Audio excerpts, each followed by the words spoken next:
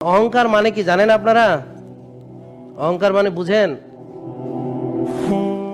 ইবলিসকে আল্লাহ বলল যে আদমকে সিজদা করো, তখন আল্লাহ আবার জিজ্ঞেস করলেন যে তুমি যে সিজদা করলেন না, কি কোন জিনিস তোমাকে সিজদা থেকে বিরত রাখলো? কোন জিনিস বিরত রাখছে বলেন? অহংকার।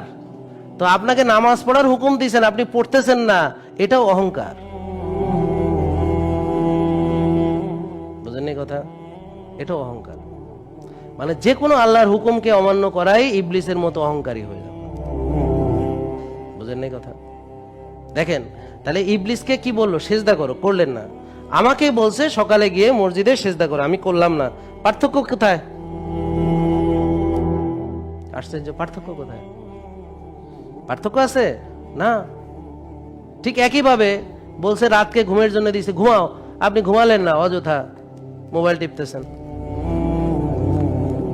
তো এটা কি আদেশ অমান্য নয়? এখন কেন এটা গুরুত্বপূর্ণ? কারণ রাত্রে আর্লি না ঘুমালে তো ফজরে উঠতেই পারবেন না। তো ইবলিস হয়তো আপনাকে বলবে না তুমি ফজর পড়বে না, সে বলবে তুমি দেরি করে ঘুমাও, কারণ সে এক্স্যাক্টলি জানে যে কোনটা বললে আপনি ইজিলি নিবেন। জেকে লাইফস্টাইল লিমিটেড, ওষুধ মুক্ত সুস্থ জীবন।